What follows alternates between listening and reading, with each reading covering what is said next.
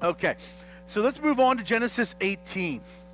We're really going to dig into the story itself tonight. I have a few little side points for us to think about, but I really want us to put ourselves in the perspective of a man and a woman who were seeking to live their lives to honor the Lord, who had given up truly everything to follow him. And then we've been reading about for chapter after chapter how they did that. But remember that just because he was a great man of faith, and I would argue she was a woman of faith, that doesn't mean they were above having difficult emotions. It doesn't mean that they weren't feeling fear or anger because they weren't able to have a child, even desperation. That they didn't experience anything other different than we would experience on this earth too. And so as we enter into this, we're in a place where, remember, he sent Lot, his nephew. Lot wanted to leave and go into Sodom, and he went into Sodom, right? And so that's where he is. So it's just Abraham, Sarah, and their people.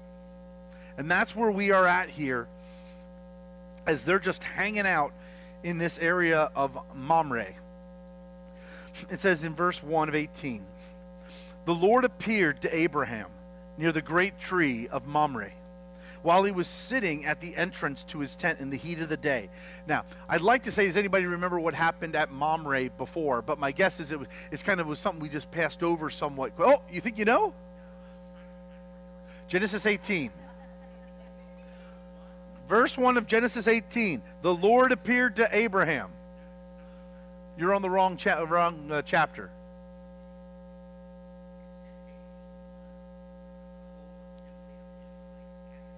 If you have Israelites, that means you're not in Genesis. I just want to see what book he's in. Joshua. So close. Questioning the teacher. I'm reading. Oh, my goodness. Man. Ay. I got nowhere else. I got nothing. All right. We can only go up from here. Okay. The Lord appeared to Abraham, didn't he? Yes, he did. Before there were Israelites, right, brother? Okay. At the great tree of Mamre. Now, what happened there? You may not remember, but that was a special place where Abraham created an altar of worship to the Lord. So he made a practice of regularly coming back to this place to offer worship to God for all that he did. And my question, I remember asking it then, but I'm going to ask it again now. Do you have a place that you go back to as a special place set aside to enter into worship with God? Now, multiple, all right? See, some of you will be like, well, the whole earth is the Lord's, so anywhere I go. Now, that's the theological answer, but there's something for our practical bodies, creating a space that when we go there, we know that we're going there to do business, to spend time with God. Now, I know for some of us that can be difficult. We may not feel like we have the space. For a part of my life, when I had 5 boys living in one bedroom and the house was really small, my place was my car. I'd go outside, I'd sit alone in my car at night, and then I could be loud and everything. And so it could be anywhere. But I would offer to you, having a place that you designate as, when I'm here, I'm spending time with God. I'll tell you, in this church, one of my spaces is right here underneath the sanctuary light, which represents the presence of God. And I'll just sit there late at night, just say, Lord, I'm trying to hear you. I'm trying to hear you. So I know that whatever I'm doing in here, when I sit there, that it's time for me to listen. And so I want to just offer to you how valuable that is, because Abraham, we see, kept coming back to this place of worship to remind him of what God had done for him. While he was sitting at the entrance to his tent in the heat of the day, Abraham looked up and he saw 3 men standing nearby. When he saw them, he hurried from his entrance of his tent to meet them, and he bowed down low to the ground. Now, so you know the culture at this time. The culture was that when you see a visitor that you don't know coming to your place, you offer them hospitality. And so Abraham goes out to offer that hospitality to them. But when he gets there, what does he notice? He recognizes only one, and who is that? the Lord. He recognizes something different about these people. Because you can't tell me every time Abraham met somebody new, he got down on his knees and bowed down before them, right? No, but Abraham sensed one of these men was different. Yeah.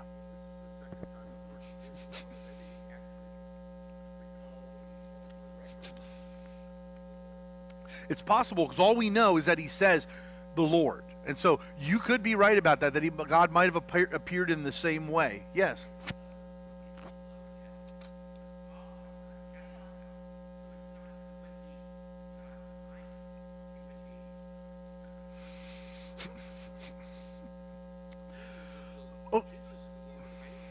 Okay, I want to. Okay, now I'm gonna blow your mind right now, Carlos. All right, you ready for me to blow your mind?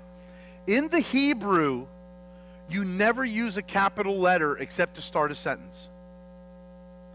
So in our American translations, what you're getting is what the translator decided to put as a capital or a not capital.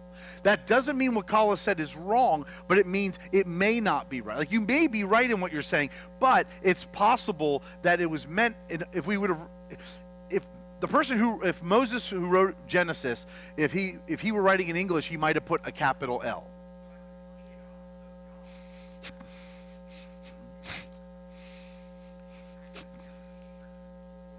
Mm-hmm. Someone special, yeah.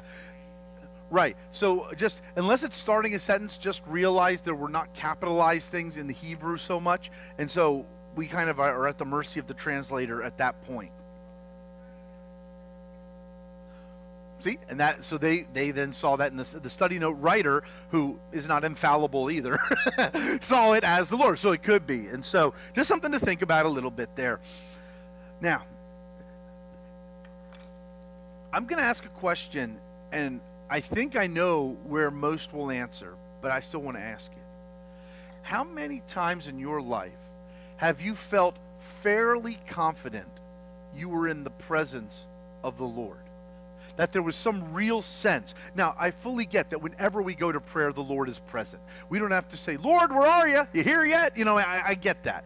So I'm talking more in a more concrete way, where you just simply knew there was something deeper going on at that moment. Is that just, if I could ask, has anybody ever experienced that at least once in their life?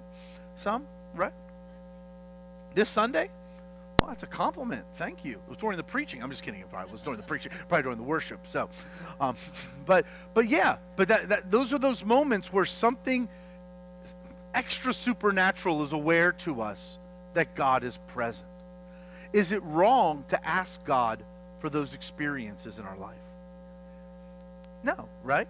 Because we're always saying, as a deer pants for streams of water, so I long after you, Lord, right? My soul thirsts for you. I hunger for you. Like, the Psalms are packed with praying for more of God, right? And so, what's that? He's the Father in heaven. Right, and what's one obvious example in the Scriptures? When the prodigal walked away, and the Father in that story represents the Heavenly Father, what does he do when he sees his son? He runs towards him. He doesn't stay in his house and say, what do you want? You know? No. Yeah.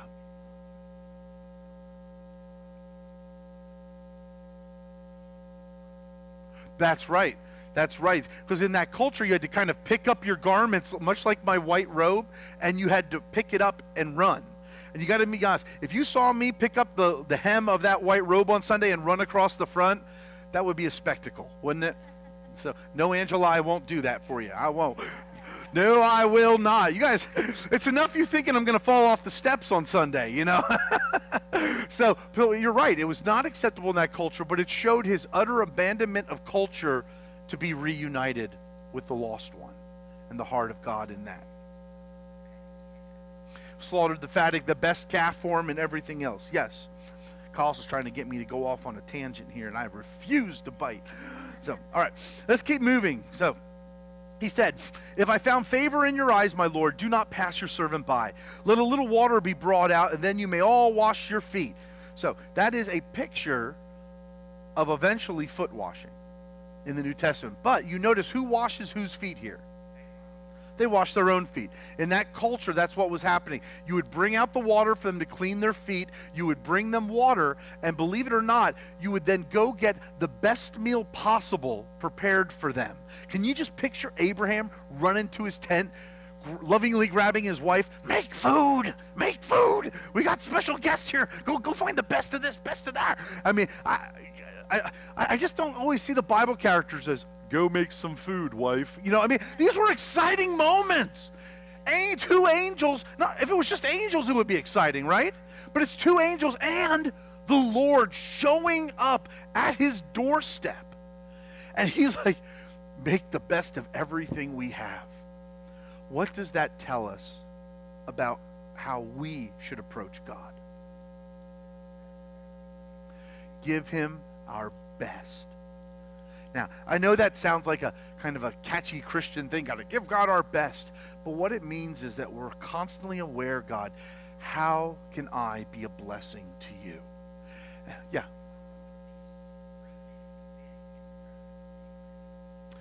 For what we know, it's less than a day. It's less than a day.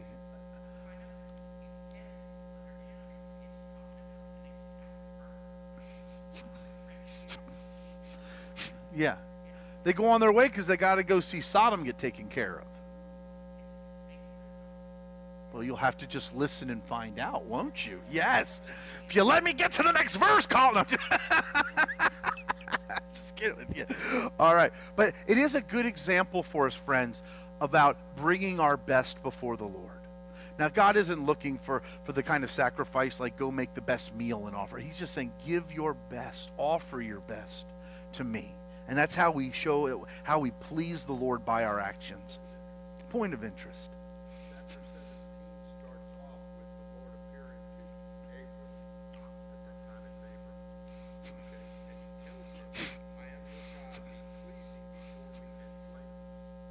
And he immediately hits the ground. Hits the ground. He's aware of that, yeah. He does the same thing here, but now it's Abraham. Right. So he's obviously pleased and Trying to please the Lord, that has taken hold of who he is. That's good.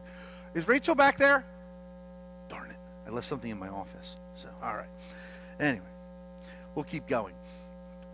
He brought out a little bit of water and to refresh themselves. Very well, they said, do as you say. So Abraham hurried into the tent to Sarah.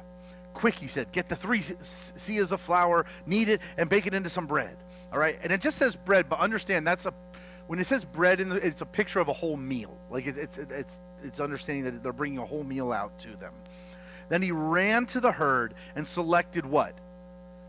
The very best, the choice tender calf, and gave it to a servant who hurried and prepared it. Once again, friends, giving his very best. At no point did he say, can I afford to give this to God? He just simply said, the Lord is in my presence. I want to give him my best. So, hey, brother, what's up? Yeah, in my office, there's a Genesis commentary on my desk. Inside, it's a piece of paper. If you can bring it over, that'd be great. Thank you, Scotty. That's why you pay him the big bucks. All right. All right. Let's jump down a little bit down to verse 10. Then first of all, in verse 9, he says, where is your wife Sarah? And how would he know his wife's name? Because he's God, right? I just want to point that out again, because these are just visitors that have wandered in onto his property. So how would you know? Then the Lord said, I will surely return to you about this time next year, and Sarah your wife will have a...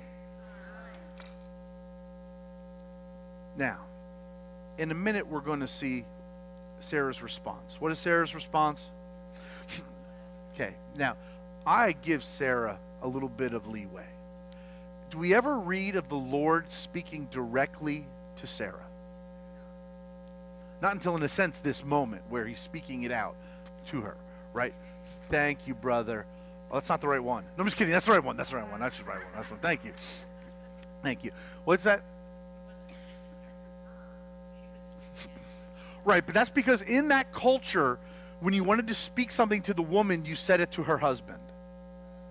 So in a sense, he was saying it to her through Abraham.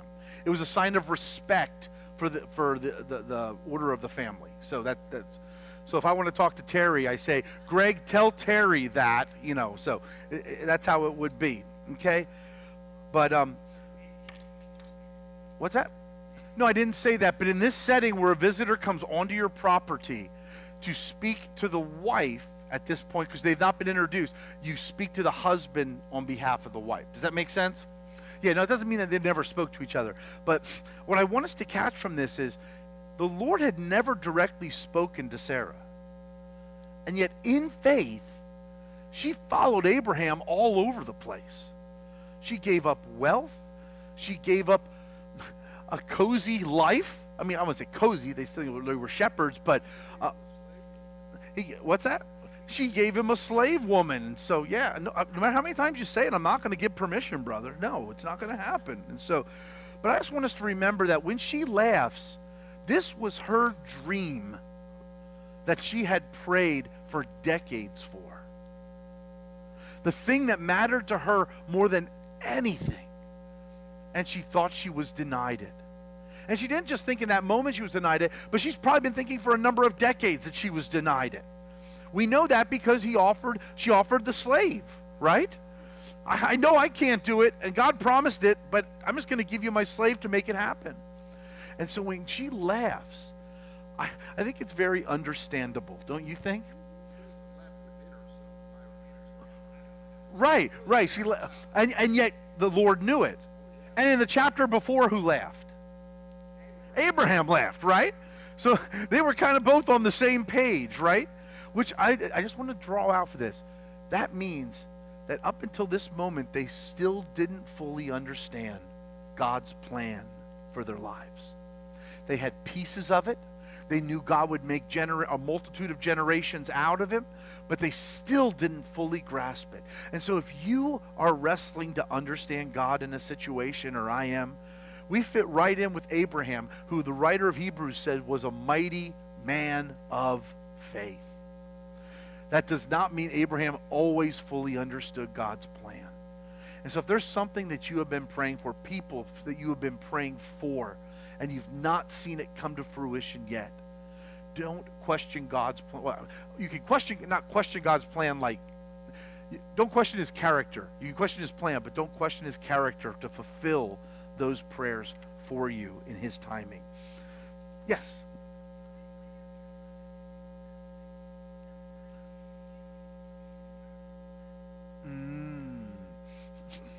Yeah, that's good. Yes. That's good. Thank you. Yes, because we notice the Lord doesn't scold her so much for laughing as for lying about laughing, right? He doesn't say, you're now cursed without a child because you laugh. No, he understood human weakness, and it may have been just not knowing what to do with that. I like that. I'd not considered that there's many different ways to approach that. And so we go on, and it says, so Sarah laughed to herself, verse 12, Sarah laughed to herself as she thought, after I am worn out and my master is old. How many of you describe your families like that? Does Mandy talk with you about it like that, Jane? No, okay, no, not yet. When I am worn out and my master is old. Yes. I love the honesty of the Bible, don't you? I just love the honesty of the Bible. Draws you right into this stuff. Will I now have this pleasure? Then the Lord said to Abraham, why did Sarah laugh and say, will I really have a child now that I am old? Is anything too hard for the Lord? And I think that's why he pointed out that she laughed, because we know Abraham laughed also. That he wanted to use that as an illustration to say, is anything too hard for God to do? I would offer for you to add that verse to your prayer life when you're interceding and praying for situations and people. Say, God, I read in Genesis that you said, is anything too hard for you, Lord? And take that verse and pray it forth in the power of God, believing he can do anything. You had to go there. Craig in his different translation. Okay, so God says, I will return to you at the appointed time next year, and Sarah will have a son. So who appointed the time of this child's birth? The Lord did, right? He's been watching them all this time. And he said, I got a day prepared that I am going to answer your prayer. And Sarah was, you going to say something? And Sarah was afraid, so she lied and said, I didn't laugh. Yeah, I think it's fair that if God says something to you and you're embarrassed by it, that you might try to cover it up. Anybody else? That's why I don't think too heavy negatively on Sarah right here, because this is just an amazing moment, and the presence of God shows up, and she's just overwhelmed by it. Yeah. Ooh.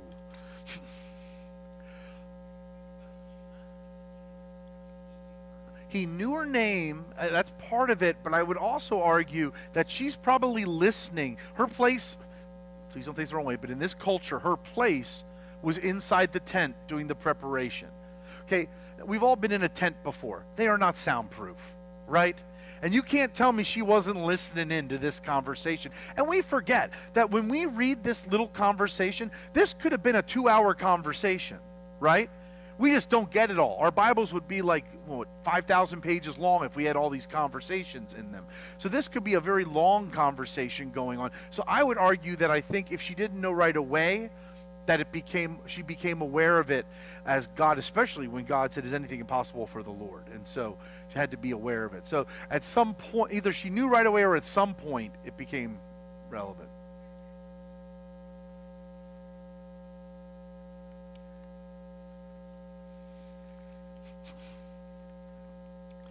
Yes.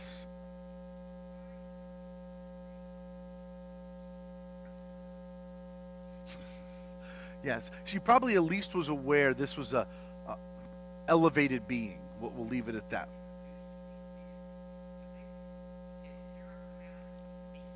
No, that wouldn't be acceptable. Yeah, that wouldn't be acceptable in that culture. No, that had done and told, right. But I like what Anna said, that seeing her husband run out. I mean, he was 100 years old. He didn't sprint, if you know what I'm saying. You know what I mean? He ran out, and he got there and fell on his face. Before, you can't tell me she didn't see that going on. And so there must have been an awareness. Yeah.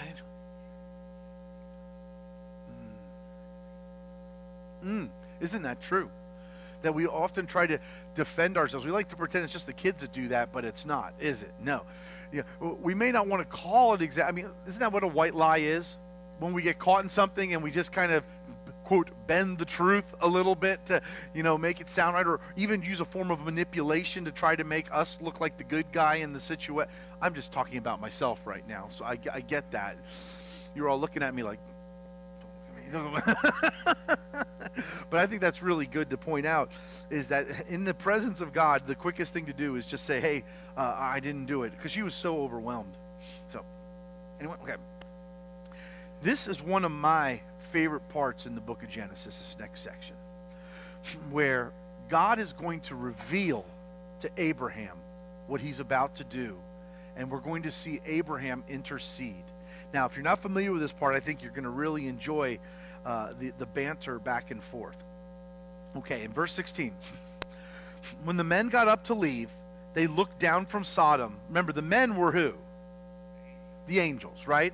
And we're going to find in a moment that the Lord stays behind. So 3 come, 3 may enter, 2 may leave. That kind of thing. 3 come, but 2 are going to walk away.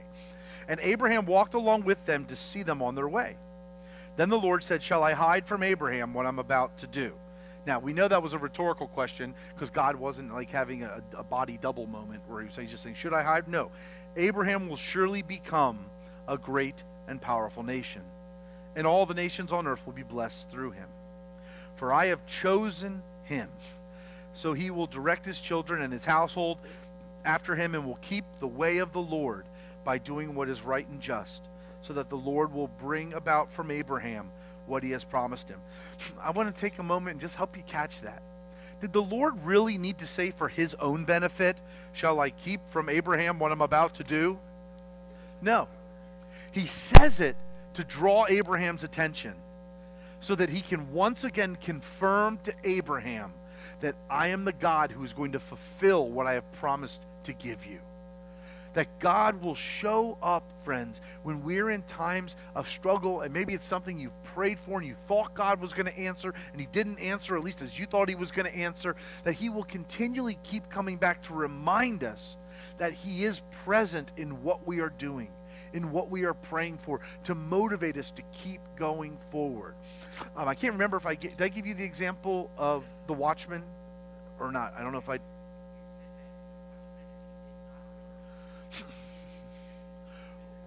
Right. It talks about the watchman in Ezekiel, and I'm just going to give a little example of this in my life, and I don't share it for anybody, just for God's glory, that he's consistently helping me in times when I regularly doubt. From early on, when I was called to be when I felt like I was called to be a pastor, I was a horrible young teenager, but when I was 16, God grabbed me, pulled me out, and I was perfect ever since. No, but I did want. Oh, did I make you spill your coffee with that? So, but from early on, when God gave me the opportunities to share, he would have people come up and say things to me to encourage me that I had a voice like that can help the Lord can use to speak truth into people. And can I tell you, over and over and over, wherever God had us, whether it was in Indiana, whether it was in Virginia, wherever we were, God would have different people come up and say that God has called you. Now, some would use the word a prophet. I never accept the word prophet, but they would say a watchman, meaning that God would speak, and when I speak, he would use it to help change people's lives and call them forth to follow him. And I'll tell you, there's times I really wrestled with wondering whether that was still for me anymore. Have you ever done things with your life and you say, well, I blew that experience. I blew that chance for that. And in just those moments, God would show up. And even 2 weeks ago or something like that, I had someone from the congregation who I highly respect walk up and say the exact same thing to me to remind me that God's calling has not been lost because of my moments of disobedience or doubt. And I believe he does that for each one of us. Now, you might say, well, I don't really know how he's done that for me, but I'll bet if you think through your life, things God has said about you. Boy, you're always such a good encourager. You just know what to say to people. Maybe God has people keep saying that to you so that you know that is one of your spiritual callings. You know that's one of the gifts of the Spirit, to be an encourager. Is that calling to be an encourager less than being a prophet? No, it's not. They're all gifts for the same body, right? And so there have been times, I bet, in your life where God has given you some gifts, some giftings, some abilities, and God keeps calling it out and showing you how he can use you that way. And if you feel like he hasn't in a while, all I can say is ask him. Because there's times when I start to doubt too. And in his mercy, he'll have someone show up and keep confirming it for me. And I don't see any reason, knowing he loves you just as much as me, that he wouldn't do the same for you. So if you're not sure what it is, simply begin to ask him and believe that he'll tell you. Any thoughts on that?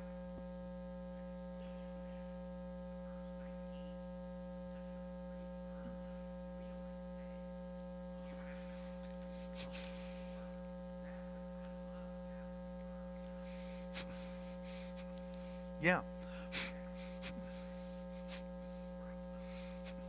Mm-hmm. That's right.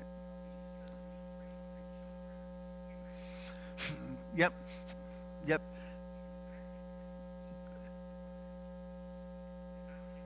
It does speak, and it's encouraging, because if there's times when our children choose not to, that doesn't mean that we've lost. It means we keep praying into that to see it happen. So yeah. Prayed you in. Praying grandparents, not much stronger than that, I'll tell you.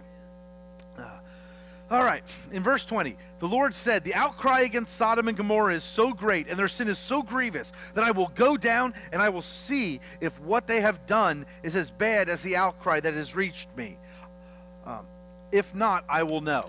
Did God know if the outcry was so grievous? But yet he still sent his angels. Why? Okay, well, before you do, does anybody have an answer? One more chance. That's it. That's part of it. One more chance. I read something that really spoke to me about this. Is God in this place is putting himself in the position as judge.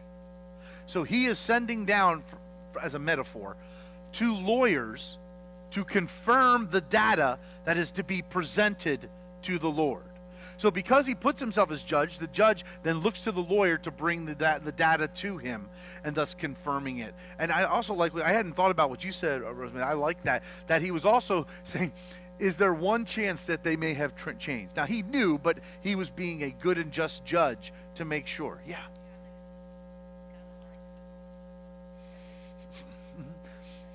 Yes, yeah, to hear the witness statements. And boy, those statements are going to be pretty penetrating in just a minute, aren't they? Yeah. Yes, it's to bring Abraham into the conversation because he was the one God was going to bring the nations out of. And so that's good. Yeah, and let's be frank. If God all of a sudden just blew up Sodom, Abraham will be left with a lot of questions, right? Like, what's going on with that? Especially if Lot was still down there, right? He'd be like, oh, that's not good. So, yes, God is still interacting. The angels have now gone on, but you're going to see this in just a moment. And this is one of the neat parts I was talking about. The men turned, this is what you were asking, God. The men turned away and went towards Sodom, but Abraham remained behind with the Lord. Then Abraham approached him and said, will you sweep away the righteous with the wicked? What if there are but 50 righteous people in the city? Will you really sweep it away and not spare the place for the sake of 50 righteous? What is Abraham really asking God? He wants to keep Lot, that's part of it, but what else? He wants to know the character of God, doesn't he? He doesn't have a Bible at this point, right? He doesn't even have Genesis because it wasn't written till later, okay? He doesn't have all this to know that God is all compassionate, all loving. He doesn't know. He's learning about God on the go. And so he wants to see what God's character is like. And he said, God, there's this whole town. If there's 50 people that are righteous, would you really destroy them for the sake of all the wicked? And what does God say? No! That's the Matt translation. But, no! Of course I wouldn't. And so he goes, all right, that's pretty good. I love how Abraham is in prayer here. It says, far be it from you to do such a thing, will not the judge of the earth do right? In verse 26, the Lord said, if I find 50 righteous people in the city of Sodom, I will spare the whole place for their sake. So Abraham's feeling pretty good, right? And Abraham spoke up. Now that I have been so bold as to speak to the Lord, though I am nothing but dust and ashes. That's a great place to start sometimes in prayer, isn't it? To say, God, you're God, I'm not, but I got a question. Okay? And he goes on, he says, now, I've been so bold to speak to you. What if the number of the righteous is, say, 5 less? Maybe it's 45 people. Would you destroy them? And what's God's response? His response is, no, I'm just kidding. Your answer is just as good, too.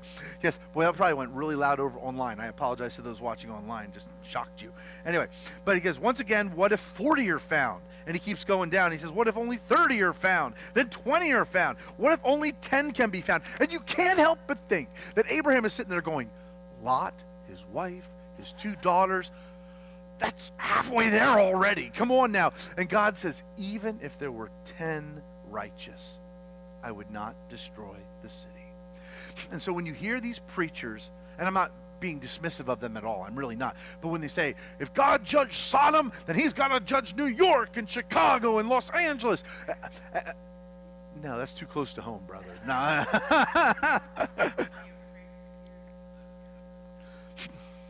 I understand. Or Jacksonville, I'll even throw that out there. But God is being long-suffering. Because Abraham prayed, is there just 10 righteous? Is there just 10? And I can tell you there are 10 righteous in Jacksonville. And I'm quite certain there are 10 righteous in New York, and in Chicago, and in Los Angeles. And because of that, he is long-suffering, wanting none to perish. That is why he is not I'm not saying God isn't judging each area, and I'm not just picking on the big cities. We know that there's corruption in small towns too. So I mean, it's all. But God is showing compassion because he wants the full harvest to come in before his final judgment comes. Now, I'm not saying God doesn't send judgment on certain areas or on people. I'm not, that's beyond my pay grade, my spiritual pay grade. But I think he very well might at times. I love those. I don't know if you ever see those videos where I saw one where a woman and a man were having a debate, and they were videotaping it, and she said, "No, and I just refuse to believe in a God that shows me nothing." Boom! And she hits the table, and a giant picture falls behind and smashes behind her. Or I saw one where there was a pastor preaching on all kinds of immorality and saying, God is not going to judge any of us. And all of a sudden, all the electricity and lights went out in the room. And he's like, oh, that's not a judgment. That's not a judgment. And I thought, well, yeah. But I don't know if it was or not. I don't.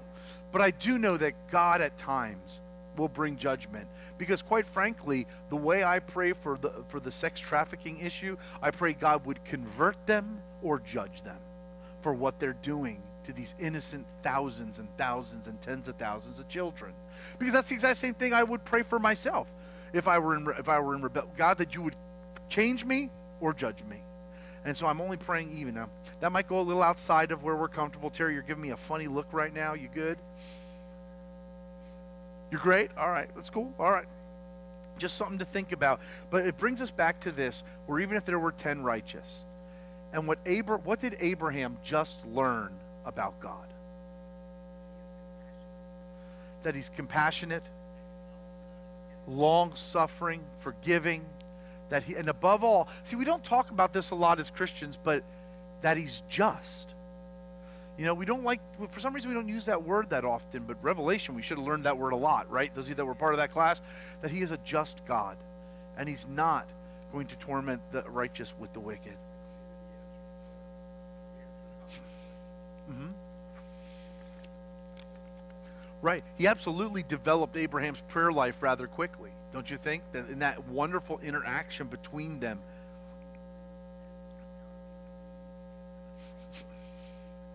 Yeah, he probably couldn't fathom that in all of Sodom you couldn't find 10. I mean, if you told me there weren't, us being excluded, if you told me there weren't 10 righteous people in Jacksonville, that'd be hard to believe, don't you think? And so when we get to that point, quickly, how do we define righteous, just so we're all on the same page?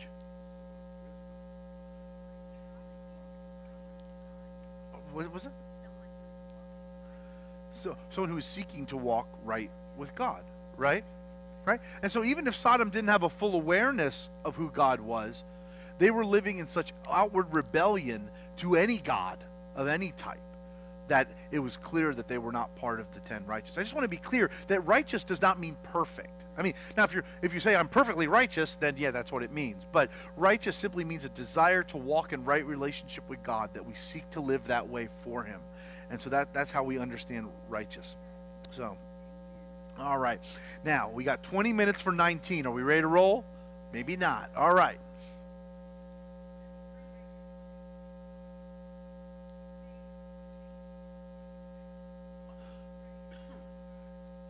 I don't listen when I talk. What? Oh, I'm sorry. Okay. How I pray is I pray that God would convert or save them, and if they refuse, that he would judge them. Because I despise, it's such a hellacious, brutal thing that and every time I read of a sex ring being taken down by someone, I find joy in that.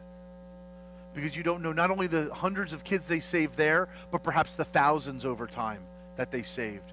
And so that's one of my issues. And so but that's big to me. And we each have our own. But that for me, that's important. So, all right. Chapter 19.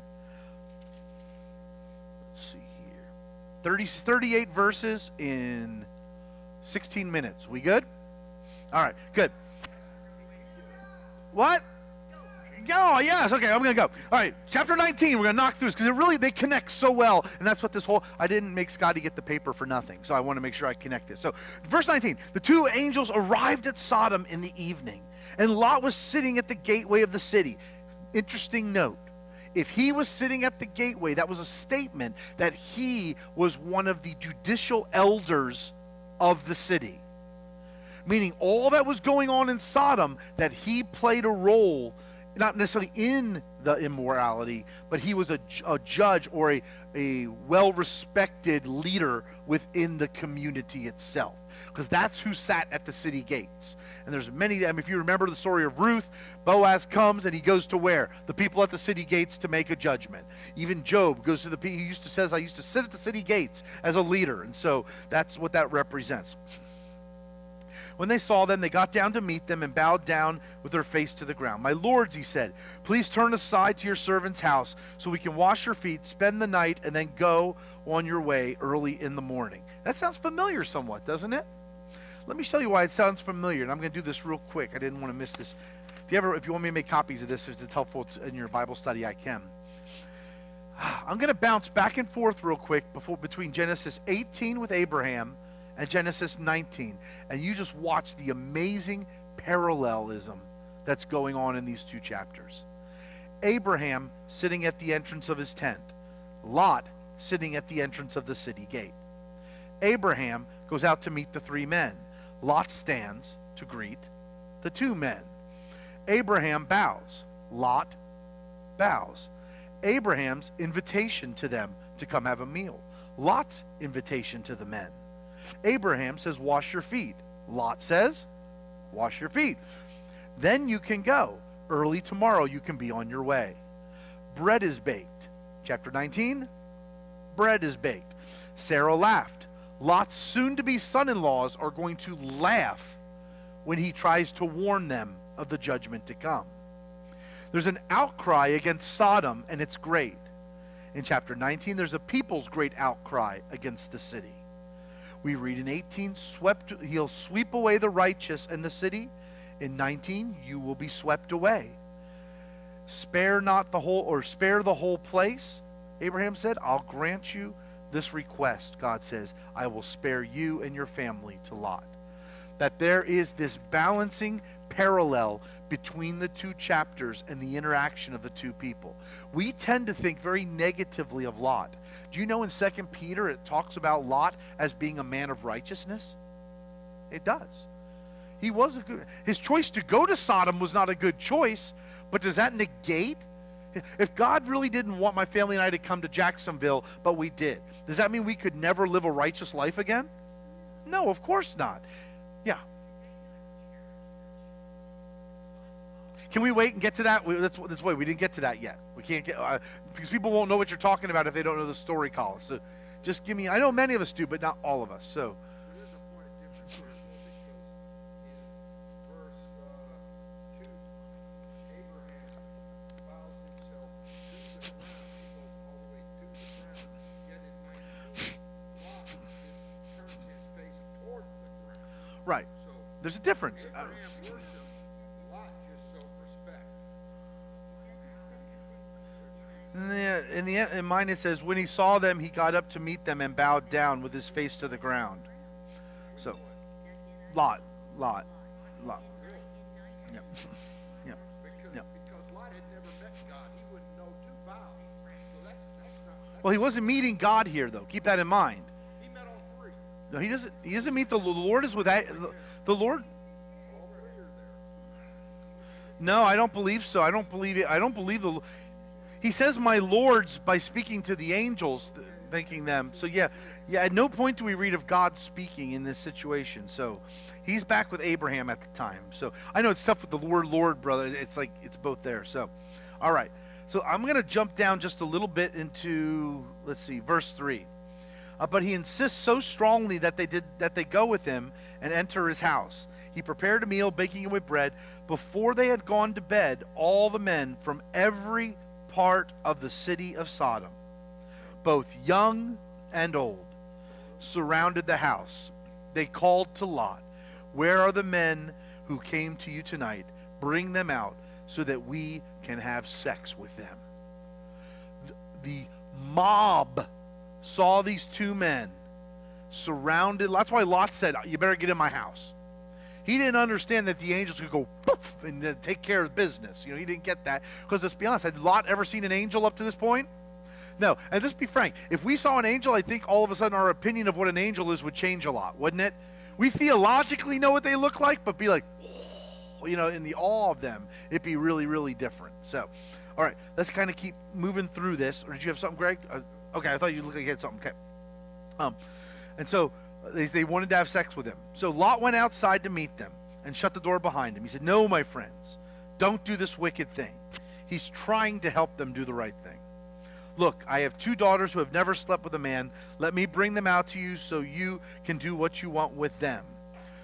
At any point of anything you know about God, would he have encouraged Lot to make this ignorant statement? No. Did the angels at any point tell Lot to make this statement? He was just so terrified. And I think we can understand it, can't we? I mean, come on.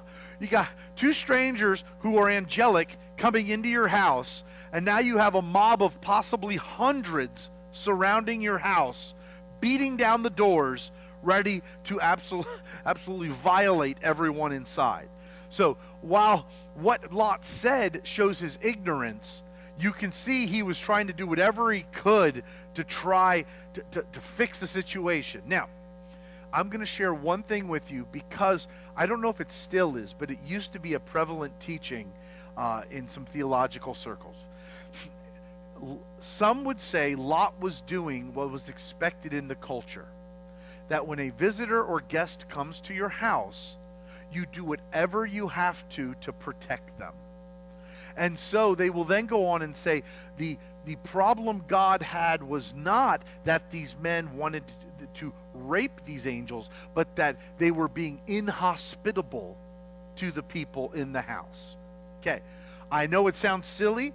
It was prevalent for quite a while for people to say, no, it's not about what the men were doing. Yes, it 100% was about what the men were doing. That they were looking to brutally attack these angels. Well, they didn't know they were angels, but these men that had come into their area. They were angels. I'm not going to argue whether you can have an ugly angel. I have no idea. I'll leave that in God's hands to figure that part out. But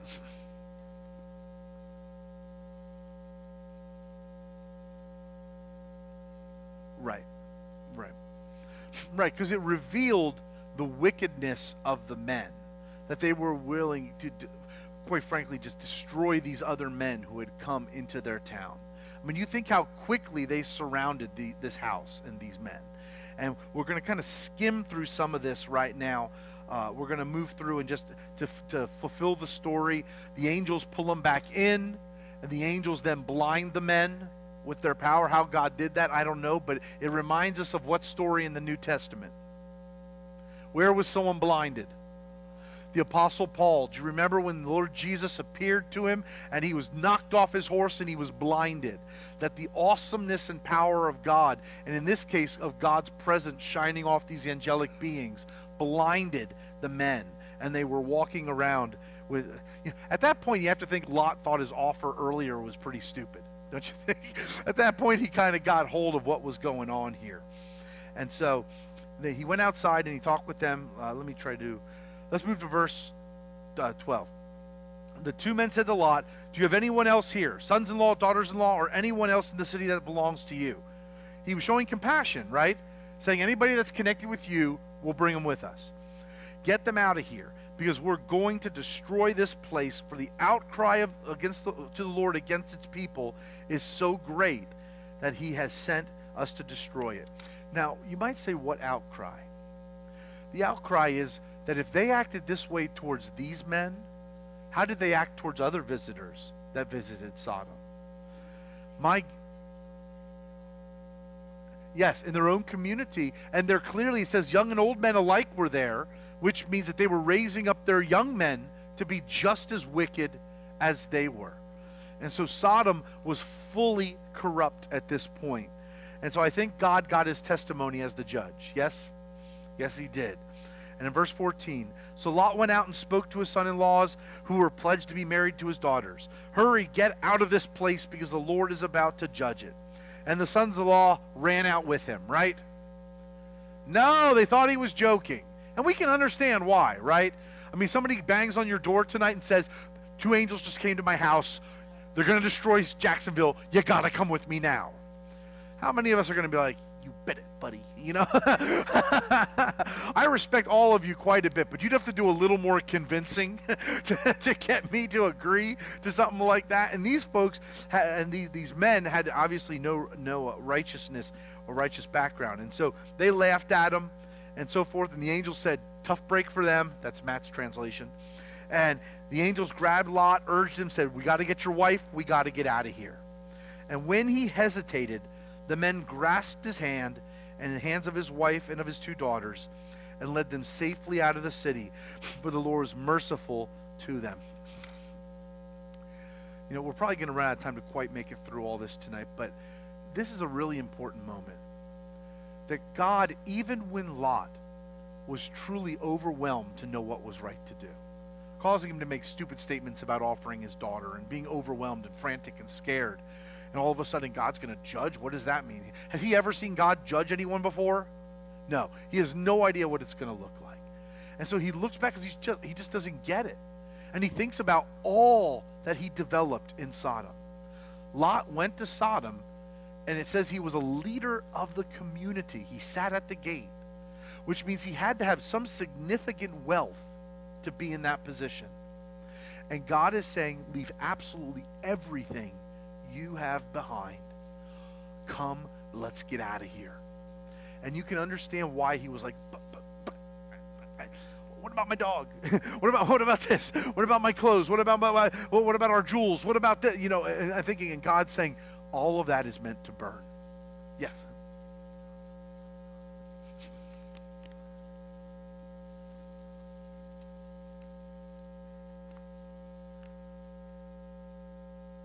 Oh, I'm sure there were. Yeah. Thinking about some of his friends. That's right. I hadn't thought about that, but he probably had friends in Sodom if he was a leader at the gate, and he's thinking about all of them being left behind. Thinking, how if I could just show them these angels, they'd come with me. And yet God was about to judge them. And so we can understand why Lot found it difficult to leave. Leaving absolutely everything you have but the clothes on your back and your own family, they raced towards the hills. And all that they had worked for year after year after year is about to be destroyed forever.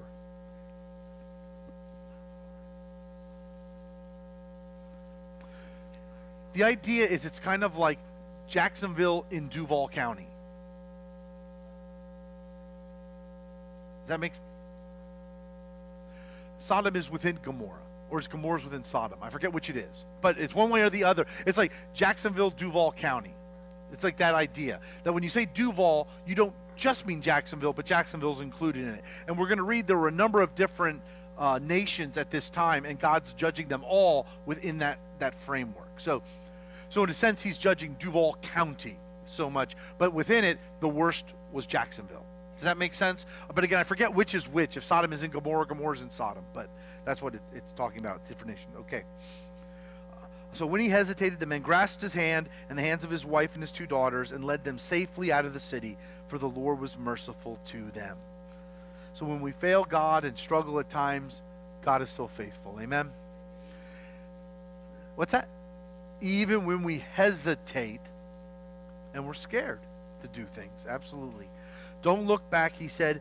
Don't stop anywhere in the plain. And that's important, right? I circled that in my Bible. Don't look back. We learned that when an angel says don't look back, you don't look back. All right. Flee to the mountains or you'll be swept away. Now this is a really neat moment. We only have about 2 more minutes here. But it's really neat because they say flee to the mountains or you'll be swept away. That's a direct order, right? And yet Lot, after seeing all this that just happened, says, no, my lords, please. He's questioning them. It takes a lot of guts to question an angel who's about to destroy everything you know, right? Abraham did it with God, but Abraham had a little more street cred.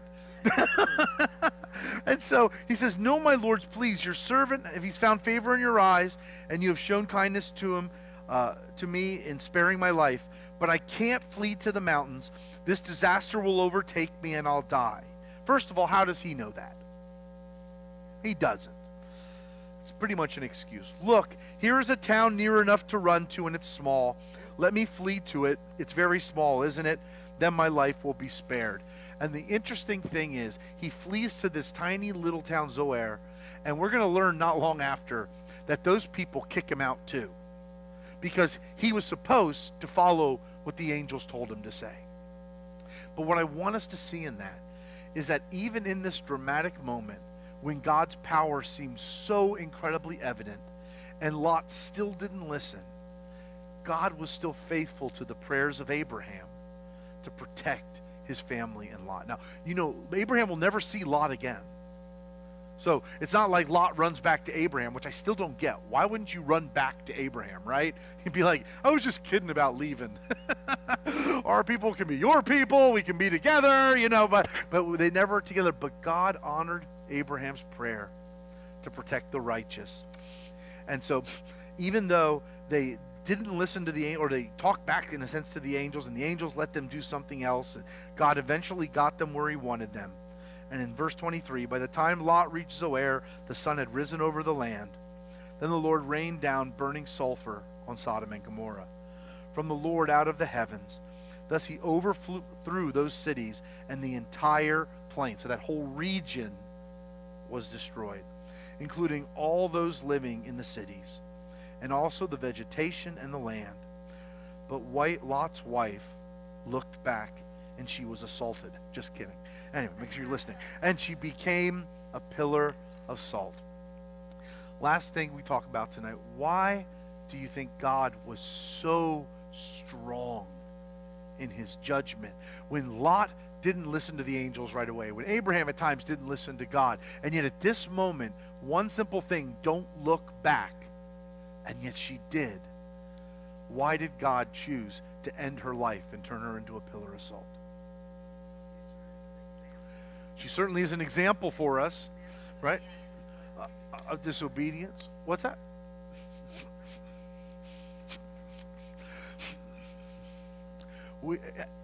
And she paid, and we don't know if this woman, we don't know if Lot got his wife from Sodom.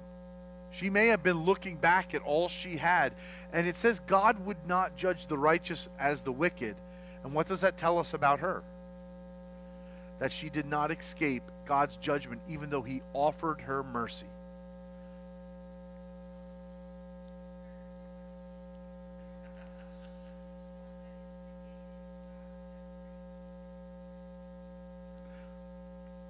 I've never heard that. There's certainly no biblical evidence, but it can't be put aside.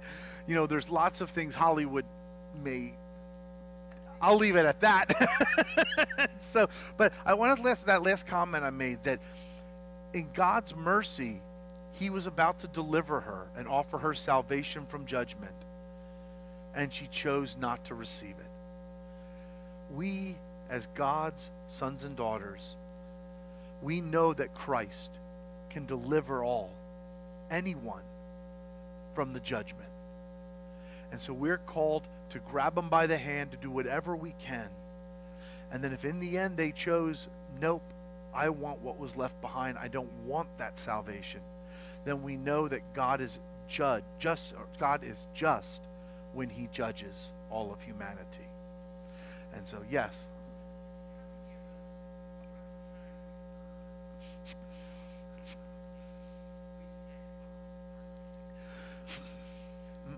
No, most of us haven't, but that's where his mercy keeps extending to us until our dying breath. And that's why we never stop praying. We never stop believing God can, in that last moment, get hold of someone. I'm still under the understanding that it's very possible that in that last breath, God gives one last witness to them somehow to come to him, so that all are without fault, or God is without fault when he makes judgment on each person. What's that? The good thief. Well, he wasn't a good thief. He was a bad thief because he got caught. But he chose the way of righteousness in the end, right? And the last verse, and I'm not going to commentate, we'll just be out of here. So, but it says, so when God destroyed the cities of the plain, He remembered Abraham, and he brought Lot out of the catastrophe and overthrew the cities where Lot had lived. And just so you know, if you go to that area of Zoar, outside those areas where it happened, you will find giant pillars of salt all around. You can even type it into YouTube or something like that and see it. Say, show me, Zoar, the area of Zoar where Sodom and Gomorrah is, and there's these pillars of salt and so forth.